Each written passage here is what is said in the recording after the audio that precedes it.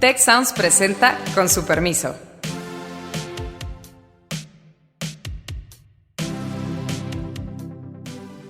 Con su permiso, yo soy Alejandro Poiré y vamos a hablar de los apagones. Yo no le llamaría nacionalización a lo que quieren hacer, Beata. Quieren estatizar. Estamos ante la batalla de política económica más importante de este sexenio y en un contexto especialmente complejo por los impactos del cambio climático. Debemos ver hacia futuro antes de que ocurran las cosas y tratar de actuar con improvisación. La helada nos puede salir en una cosa nada despreciable y no precisamente en el mejor año. La autosuficiencia y la famosa soberanía energética pues no es una solución hoy en día, como lo hemos visto en muchos casos.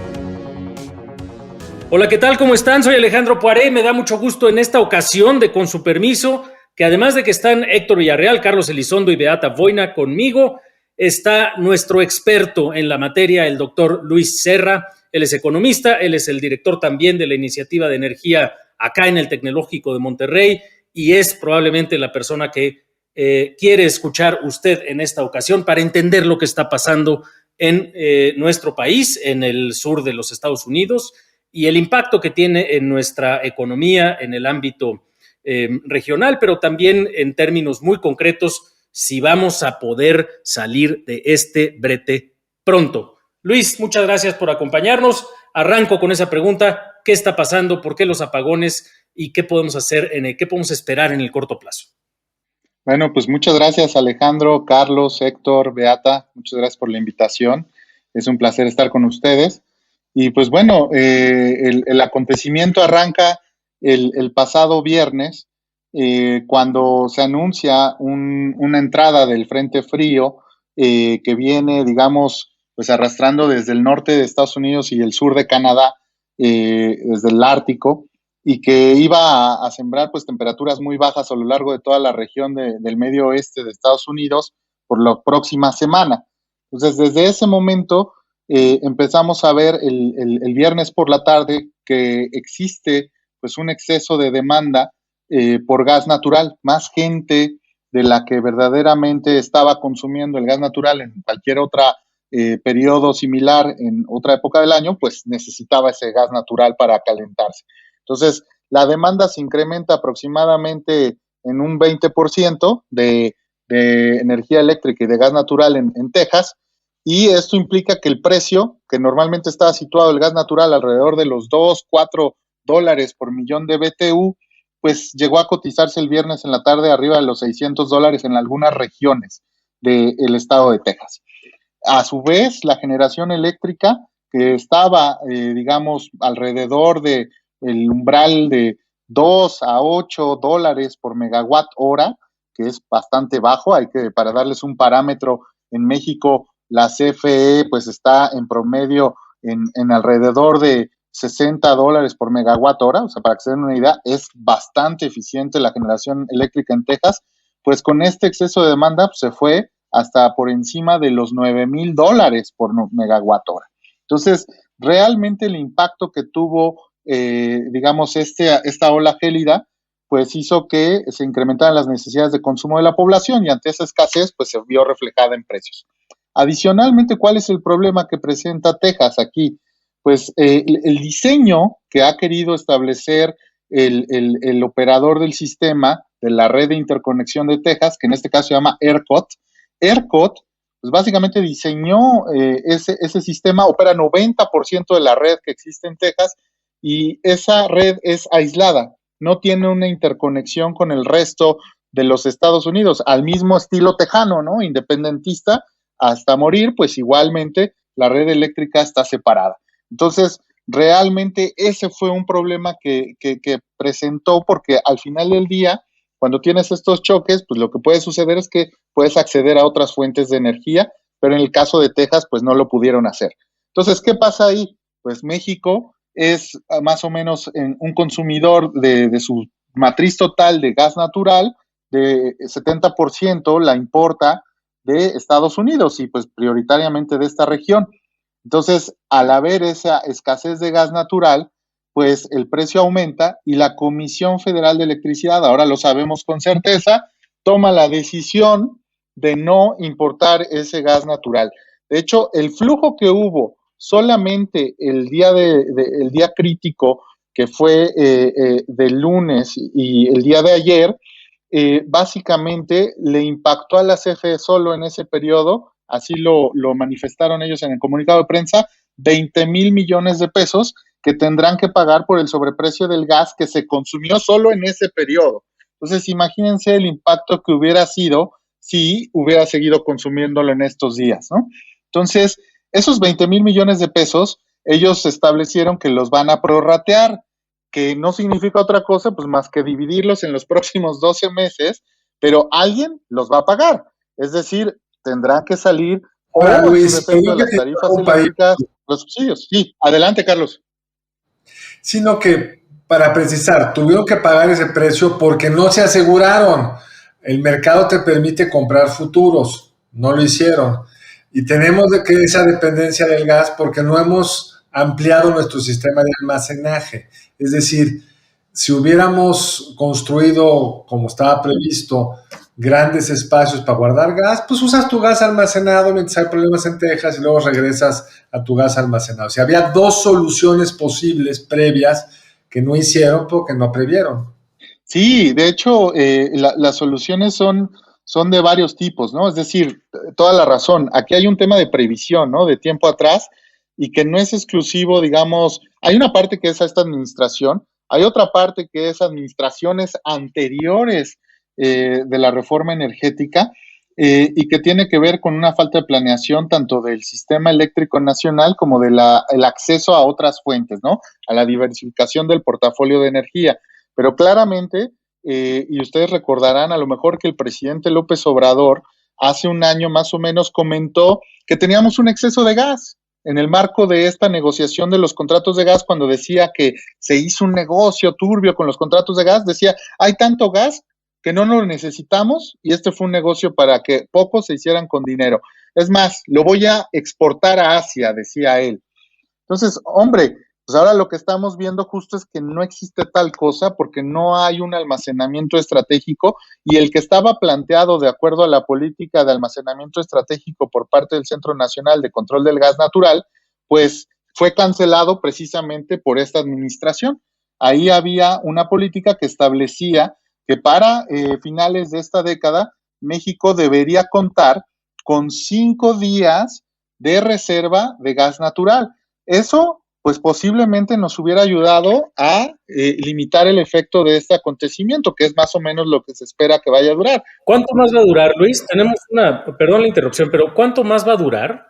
Esperaríamos así en el corto plazo. Ahorita vamos un poco más a las causas y las implicaciones de mediano plazo, pero ¿qué es tu percepción de la crisis de corto plazo? ¿Cuánto más esperaríamos esto, según lo que conoces y has escuchado? En términos climáticos incluso. Hay dos efectos aquí en juego. Uno es el tema de la onda gélida y esa onda se espera que esté terminando aproximadamente por el viernes sábado. De hecho, el día de hoy, el miércoles 17 de febrero, ese día es el día más cruento de esta onda gélida. El miércoles está cotizando el precio del gas natural, para que se den una idea. El viernes, cuando empieza a entrar el frente frío, el precio estaba en $600 por millón de BTU. El miércoles alcanzó la cifra de $1,245 por millón de BTU. Entonces, está todavía al doble de cuando empezó el problema. Para la gente que nos escucha, Luis nos comentaba al principio del programa que antes de la crisis el precio del millón de BTU era... Entre $2 y $4 solamente. $2 y $4. O sea, aumentó 300 veces. Sí, pero en ese sentido yo creo que es muy preocupante por una parte que el gobierno prefirió, digamos, que se congelara, entre comillas, una parte importante de la población mexicana que asegurar el gas. O sea, se entiende que ese sobreprecio obviamente pues pesaría mucho y de todas formas va a pesar en las finanzas públicas, pero de todas formas, o sea, la decisión que se tomó pues es esta, o sea, que la población se congelara básicamente y que se frenaran también actividades económicas en una parte importante de la República y hasta ya se han hecho estimaciones cuánto va a costar ese apagón. Es por una parte. Por otra parte, no es el primer apagón. Este surge a raíz precisamente de esa, digamos, falta de previsión, almacenamiento y diversificación de las fuentes de abastecimiento, pero de hecho, pues hemos tenido a lo largo de esa administración, pues de 2 años y algo, ya los apagones en el sur del país, como 2 apagones, por ahí en el norte, y uno que se justificaba precisamente por, digamos, los incendios en los pastizales, ¿no? Que resultó ser una mentira. Entonces hay un tema relativamente, o sea, muy serio en ese sentido, de que pues hay una debilidad del sistema energético mexicano que surge a raíz precisamente de esas improvisaciones y a raíz de pues esa política que no tiene en cuenta que de vez en cuando surgen temas problemáticos y hay que estar preparado. En ese sentido, yo creo que el caso de Europa, o sea, los países que viven realmente con regularidad el frío, están preparados para tener cierta previsión, abastecimiento y pues intentan diversificar sus recursos energéticos porque saben que de un momento a otro pues pueden subir las temperaturas, bajar las temperaturas o Rusia puede cerrar, digamos, el gasoducto y se acaba el gas, ¿no? Entonces sí hay, yo diría, experiencias mundiales muy sonadas, muy importantes que nos enseñan claramente que pues aquí no hay que inventar la rueda, sino que hay que aplicarse y pues aplicar ciertos estándares internacionales en cuanto precisamente al sistema eléctrico, que no se aplican. Ahora, nos decías, Luis, que entonces esto durará aproximadamente todavía unos días más. Digo, la condición estructural de, ahora sí que indefensión ante este tipo de fenómenos puede que dure un tiempo más, pero decías que el corto plazo, digamos, muy, muy dramático, es quizá unos 5 o 6 días más, ¿no? Es correcto, el frío va a empezar a ceder hacia finales de esta semana, es decir, por ahí del 19 de febrero, pero ERCOT ya anunció que la restauración al 100% de su capacidad, a la normalidad que se veía antes de esta situación, pues tomaría todavía unos días más y ellos esperarían que al término de la siguiente semana todo volvería a su condición normal. Entonces, nosotros debemos esperar pues algo similar, si no es que un poco más de tiempo, porque evidentemente pues también las condiciones de precio tienen que estabilizarse. Pero hay algo que mencionó Beata que es muy interesante y que quisiera poner a la discusión de ustedes, como lo que mencionó, de el tema de cómo efectivamente el gobierno decidió no pagar no hacerle frente a ese sobrecosto del precio. Hay que recordar, tenemos un ejemplo muy cercano de algo similar, y para nada más dar una idea, lo que sucedió en Texas básicamente fue que la demanda de electricidad fue de un tamaño de 70,000 megawatts hora. ¿Qué significa eso? Que básicamente Texas tenía que cubrir la demanda de electricidad que México tiene en su totalidad. Solo Texas. Así de grande era la necesidad que el Estado presentó. ¿De acuerdo? Ahora bien, ¿qué caso similar tenemos en el mundo que pasó así hace no mucho? El caso de Japón con Fukushima. En el caso de Japón con Fukushima, cuando viene digamos, colapso de la planta nuclear de Daihatsu, básicamente el monto con el que Japón dejó de contar el choque que tuvo en afectación de generación eléctrica fue de ese tamaño, exactamente ese tamaño, el tamaño que Texas estaba demandando. ¿Y qué hizo Japón? ¿Dejó que su gente se quedara sin electricidad? No, compró contratos que estaban flexibles en el mercado de gas natural licuado, prendió sus carboeléctricas, utilizó mano de todos los recursos posibles para hacerse con energía para generación de electricidad en un periodo relativamente corto. Es decir, el gobierno actuó, no simplemente dijo, ok, voy a dejar que haya cortes al suministro y háganle como puedan. Tuvo que tomar decisiones difíciles, pero lo que hizo francamente y que lo hizo de una manera muy rápida fue acceder al mercado internacional para comprar gas natural licuado. Eso es algo que, por ejemplo, el presidente López Obrador dijo, yo voy a comprar 3 buquetanques, pero pues esos 3 buquetanques pues le van a durar para un día o día y medio. Entonces, aquí es donde la situación se vuelve pues interesante en la discusión de las medidas que se pueden tomar a continuación.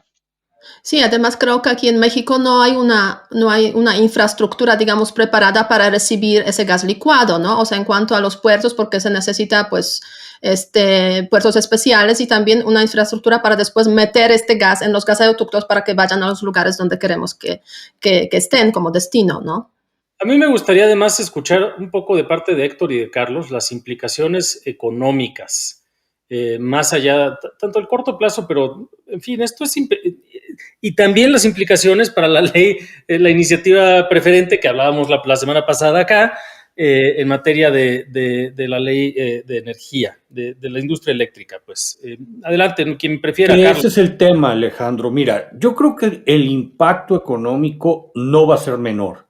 Va a ser bien difícil hacer una estimación medianamente seria al vuelo, porque si dura pocas horas o no son muchos los cortes, medio te pega, obviamente, te pega fuerte, pero medio puedes usar algo de tu capacidad instalada, hacer otras cosas. Ya había mucha queja ayer de todas las industrias del noreste de que diciendo, aquí el trancazo van a ser de miles de millones de pesos. Y de repente, o sea, me quedaba pensando, pues caray, entre los 20,000 millones de pesos y esto de la industria, todo, pues de repente el chistecito de la helada nos puede salir en 3/4 de punto PIB, un punto PIB o una cosa nada despreciable y no precisamente en el mejor año para que eso suceda, dices. Pero se hace muy interesante tu otra pregunta. Yo no sé si Carlos tenga alguna puntualización, porque yo no quiero dejar de aprovechar que está Luis aquí para preguntarle, a ver, aquí se nos juntó el hambre con las ganas de comer. ¿Cómo altera esto la discusión de la ley eléctrica que está ahorita en Congreso? O sea, ¿cómo interpretar? Si me dejas entrar ahí, Héctor, porque yo justo quería sacar ¿cuál es la conclusión que tendríamos que sacar de esto? Ya nos lo dijo Luis. Necesitamos un sistema flexible, con múltiples fuentes de generación, con una robusta red de transmisión. Si tuviéramos una robusta red de transmisión, el sol de Oaxaca podría estar apoyando el consumo en el norte. Pero la conclusión que está sacando el gobierno es exactamente la opuesta. Y es AMLO un genio para hacer estas cosas. Esto es una muestra de que el neoliberalismo falló, que se compraba gas por razones espurias y lo que necesitamos es la soberanía energética, que significa que ya no compremos gas de Estados Unidos, no queda claro dónde va a salir, porque al mismo tiempo no quieren hacer fracking, que es la forma de explotar el mucho gas que tenemos. No han sido nada exitosos en aumentar la producción de Pemex. CFE a cada rato, como decía Beata, tiene problemas por causas muy difíciles de explicar, pero lo que quieren es centralizar todo en Pemex, en CFE, y dejar de importar energía de afuera, cosa que es una locura absoluta, porque el gas en Texas normalmente es barato. Es un evento que no habíamos visto en un siglo. Tú no diseñas una política por lo que pasa una vez cada siglo, cada 5 años o lo que sea. Pero además hay mecanismos para mitigar esto sin tener que encerrarnos en nuestra matriz energética extraída de combustóleo sucio que matará a los mexicanos por los siglos y los siglos. Creo que están sacando la lección equivocada y le están usando justo para impulsar a velocidad express esta ley de la industria eléctrica nacional, que tiene un costo futuro en materia de crecimiento muy superior al que tú acabas de mencionar pudiera tener este shock de corto plazo. No, además, la implicación es que, como bien decía Héctor, esto creo que en el corto plazo, aunque se está tomando esta lección, bien lo dices, Carlos, creo que va a impulsar aún más la polarización de la discusión, porque el sector privado está, por supuesto, absolutamente escandalizado, no solamente con la ley de la industria eléctrica, sino con estas conclusiones y las implicaciones a mediano plazo. O sea, esto sí puede, y ya lo decías la semana pasada, Carlos, tener una implicación profunda en términos de una estrategia de desarrollo económico a mediano y largo plazo. O sea, si nos seguimos por este caminito en esta circunstancia, el impacto puede ser, en fin, mucho peor que todo lo que hemos visto a lo largo de los últimos años, de los 2 largos años de este gobierno ya. Es correcto, y nada más para hacer referencia un poco a la pregunta que le hiciste a Carlos y a Héctor, digo, la parte escandalosa es el límite inferior, ¿no? El límite inferior donde sabemos que de entrada ya hay 20,000 millones de pesos en la afectación, digamos, a la compra de gas natural. El paro de las empresas, evidentemente cada clúster, cada sector está emitiendo sus costos estimados, pero luego además no hay que olvidar que a partir de el 17 de febrero a las 9 de la mañana entró por primera vez en la historia del Senagas y por primera vez desde 2012 un estado operativo crítico, lo que antes se llamaban las alertas críticas por escasez de gas natural. ¿Qué quiere decir esto? Pues que básicamente el Senagas lo que emitió fue un boletín donde comunicaba que se reducía la disponibilidad del gas natural para empresas en un 30%.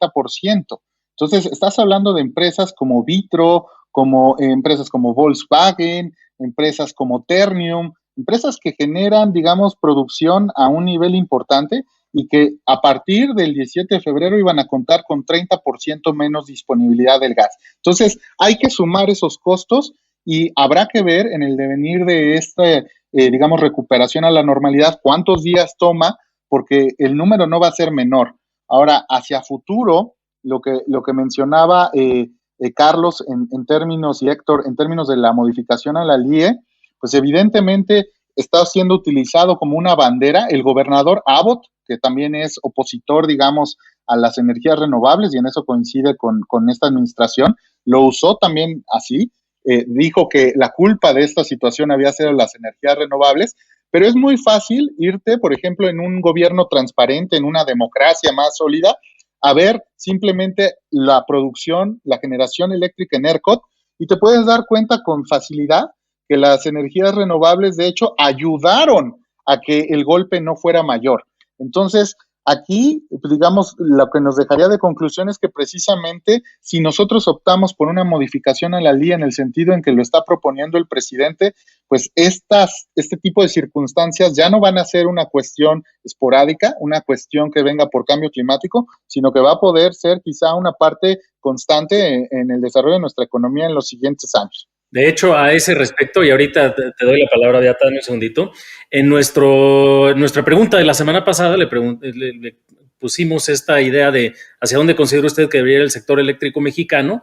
El 77% nos dijo energías renovables, solamente el 18% que tanto energías renovables como fortalecer a la CFE, y solo 4% que fortalecer a la CFE. Es decir, pues claramente, en fin, sí está posicionada la idea de dónde está el futuro, pero no necesariamente en nuestro ejecutivo ni en el legislativo. Vamos a ver, ¿no? Perdón, Beata, adelante. Sí, no. En ese contexto también de esta crisis que estamos observando desde hace algunos días, pues también yo creo que es bastante preocupante la reacción de las instituciones mexicanas, digamos, relacionadas directamente con el sector energético, ¿no? O sea, como que intentando echarse la culpa mutuamente, o sea, de quién falló, quién no avisó, quién avisó a tiempo, etcétera, etcétera. Al menos eso en los primeros días.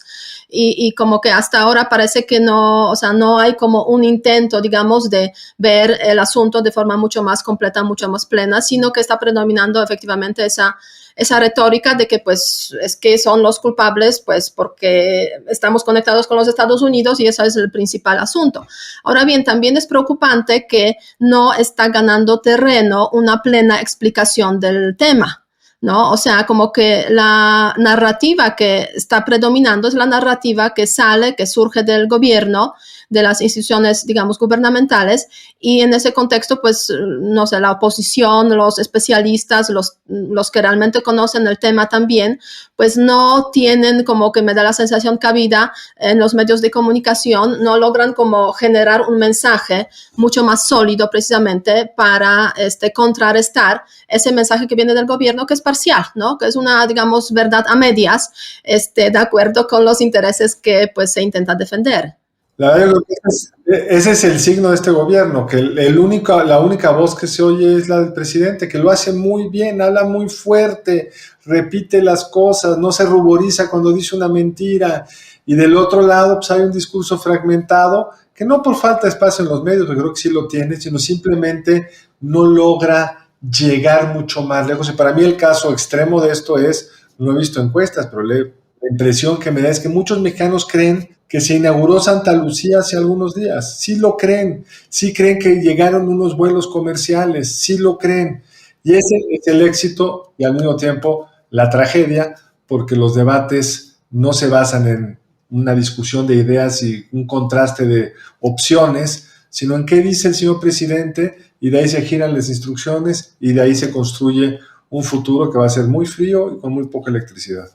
Sí, estoy de acuerdo, pero también hay una parte en la cual esas cosas acabarán pesando, ¿no? Fíjate, ahorita que decías, Luis, que pues igual y también lo repetía Carlos, que tenemos que acostumbrarnos a este tipo de cosas, me acordé de una portada del Proceso de hace mucho tiempo, cuando todavía era el gobierno de Carlos Salinas de Gortari y Manuel Camacho era el regente de la Ciudad de México y había una gran movilización a Ciudad de México, constantemente marchas y plantones para montones de problemas y Camacho en esa entrevista, y era la portada, porque el Zócalo estaba hecho un asco, y era un desorden completo, y Camacho salía muy orgulloso desde su balcón diciendo algo así como que, pues bueno, así es la democracia, hay que acostumbrarnos a vivir así. Y la verdad es que eso creo que le acabó costando en su carrera política esa reputación, de alguna forma, pero es bien diferente el impacto que va a tener acostumbrarse a vivir con apagones, con estos costos exagerados en materia de energía, con la pérdida de competitividad porque no vamos a poder meternos a los mercados más sofisticados y de costo bajo por energías renovables. O sea, el impacto es brutal. Y si además esto se va viendo en apagones, ahí sí creo que tiene un impacto mucho más directo en opinión pública que más tarde o más temprano algún liderazgo opositor va a aprovechar. No lo sé, pero yo me imagino que las candidaturas de gobernadores en algunas entidades, pues este es un tema ineludible, ¿no? Creo. Y en algún programa previo, Héctor nos recordaba, decía, en una de esas, el tema de energía es uno de los grandes clivajes o áreas de conflicto entre los gobernadores y el gobierno federal. No lo sé. Es importante esta parte que mencionaban de las energías renovables, porque yo creo que también la razón por la que falta un eco en esa, digamos, otra voz que existe contra el presidente es que también es igual de polarizante que la de él, ¿no? O sea, es decir, sí hay, digamos, un criterio extremadamente volcado hacia las energías renovables con el desconocimiento que conlleva, digamos, la complejidad del sector, en donde, por ejemplo, pues gran parte de las necesidades futuras están asociadas a la petroquímica, ¿no? O sea, el abastecimiento de energía y de satisfactores de vida hacia mitad de siglo están asociadas a productos que conllevan hidrocarburos, pero no para su combustión, no para quemarlos, sino para utilizarlos como precursores de materiales para ciertos desarrollos que no van a desaparecer. Es decir, el ejemplo clásico es el Tesla, ¿no? Todo el mundo dice, sí, claro, energías renovables porque mi Tesla necesita estar, digamos, pues el consumo energético que debe tener debe de provenir del viento, del sol, no de otra forma. Pero todos los componentes que tiene el Tesla son plásticos que están hechos con hidrocarburos. Entonces, ahí es donde realmente también creo yo que ha faltado, digamos, una visión más estratégica, una visión más constructiva para poder proponer efectivamente cómo podemos desfasar la combustión de hidrocarburos sin dejar de lado la estrategia que también necesitamos establecer precisamente para tener una diversificación en nuestra matriz energética. Esa es la gran lección de Texas, yo creo, no solo para nosotros, sino para Estados Unidos y para Texas mismo. Necesitas gestión de riesgo y la manera que más nos ha enseñado a gestionarla es la diversificación. Entonces, creo yo que ahí es una lección que no debemos dejar atrás para adelante. Y con otra, Luis, Texas, como decías al principio, es autosuficiente, está solito. Y es esa autosuficiencia lo que lo metió en este problema. Si hubiera estado interconectado, los riesgos del frío hubieran sido menores, porque el problema no lo estamos viendo en Oklahoma, que está igual de frío, sino que lo estamos viendo en Texas por una arquitectura cerrada. Entonces, esa es una de las lecciones que tendríamos que aprender. ¿Algún comentario para cerrar, colegas? Yo quiero, antes de ya despedir el programa, porque se nos acaba el tiempo, aunque la conversación está muy buena, plantear una pregunta para nuestro público. ¿Qué tanto le han afectado los apagones recientes? ¿Mucho, algo, poco, nada? Para que nos den esas opciones. Beata, ¿algún comentario para terminar? Mira, pues solamente subrayar eso, que la autosuficiencia y la famosa soberanía energética pues no es una solución hoy en día, como lo hemos visto en muchos casos. Incluso los países que tienen recursos energéticos, se podría decir de alguna forma comparables con los de México, pues el caso de Noruega, pues la verdad es que tiene toda su electricidad, por ejemplo, de energías renovables, de hidroenergía, básicamente, ¿no? Entonces tienen esa conciencia de la necesidad de diversificar, incluso estando, digamos, digamos, o encontrándose en la situación pues muy ventajosa de tener muchos recursos energéticos, tanto de petróleo como de gas. Siguen diversificando porque son conscientes de esa problemática. Ojalá México aprenda esas lecciones, pero de forma correcta y no se meta en este pasillo sin salida, que es, digamos, la nacionalización de nuevo, se puede decir, de los recursos energéticos y sobre todo las empresas energéticas, porque pues va a permanecer así durante varios años sin soluciones viables para pues todas las industrias que básicamente buscan energías pues más baratas. Ya ni hablar de temas de cambio climático. Yo tengo 2 comentarios muy puntuales, Alejandro. Luis va a tener que volver a venir. Yo creo que en unas semanas nos tiene que hacer la segunda parte de esta plática. Mi segundo comentario, me quedo muy nervioso, fíjate. Yo creo que con esto que sucedió, el timing no pudo ser más nefasto. Creo que va a haber un discurso oficial de se los dijimos y tenemos razón. Hay una explicación muy técnica, muy compleja. Va a ser muy difícil que esto esté en la opinión pública y podemos terminar disparándonos en el pie. O sea, como si quisieras hacer una prognosis para arruinar lo que sucedió, probablemente sea el resultado. Espero equivocarme. Carlos, algo para cerrar. Nada más, yo no le llamaría nacionalización a lo que quieren hacer, Beata. Quieren estatizar, que es muy distinto. Porque las empresas mexicanas que generan electricidad o extranjeras que generan electricidad en México es energía nacional y es mucho más fuerte un país donde tiene muchos proveedores de energía que un solo monstruo estatal con todas sus rigideces y ya sabemos ineficiencias. Luis, ¿cuál es la gran lección que le quisieras dejar al público precisamente para contrarrestar estas versiones parciales que vendrán del oficialismo? De acuerdo, pues yo antes que nada y antes de irnos, pues les agradezco nuevamente la invitación. Muchas gracias, muy honrado estar aquí con ustedes. Y pues yo creo que la lección es justo que debemos ver hacia futuro antes de que ocurran las cosas y tratar de actuar con improvisación. ¿A qué me refiero? Voy a poner un ejemplo muy claro de lo que puede sucedernos en 20, 30, pues no en 20, 30 años, de hecho ya a la vuelta de la esquina, la siguiente, digamos, década. La mayoría de los productores de automóviles, de armadoras, han anunciado ya, pues que básicamente toda su producción de autos se va a volver eléctrica para 2030. Son muy pocas las que todavía no lo hacen y de hecho básicamente todas lo están haciendo al 100%. Entonces, ¿qué va a ocurrir?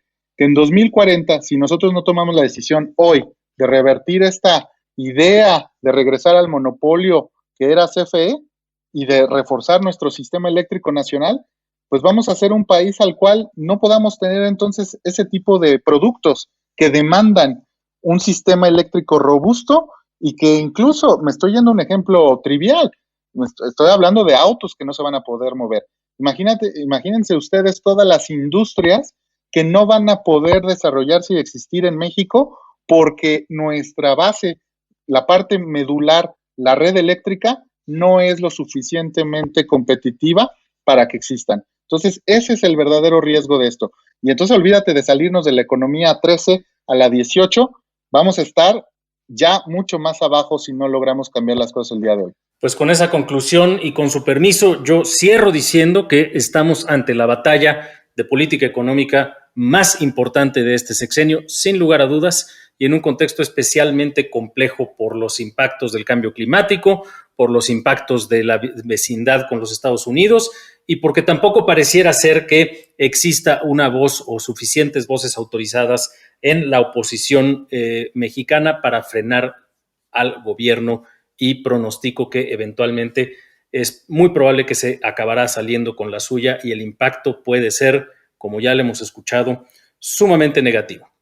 Con ese tono tan pesimista, que les pido una disculpa, pero pues ni modo, así está el tema, y con su permiso nos despedimos. Gracias por escucharnos, por compartirnos y por estar atentos a este programa. Hasta la próxima. Si quieres conocer más sobre el comercio y los negocios, te invitamos a escuchar Territorio Negocios, el podcast en el que hablamos sobre las nuevas tendencias de innovación, emprendimiento, Finanzas y liderazgo en México y en el mundo. Escúchalo en Spotify, Apple Podcast y Google Podcast. Muchas gracias al equipo del Tecnológico de Monterrey y de Tech Sounds. Productor ejecutivo de Tech Sounds, Miguel Mejía. Productora de Con su permiso, Alejandra Molina, y postproducción, Max Pérez. Les invitamos a escuchar el siguiente episodio de Con su permiso y el resto de programas de Tech Sounds en los canales de su preferencia.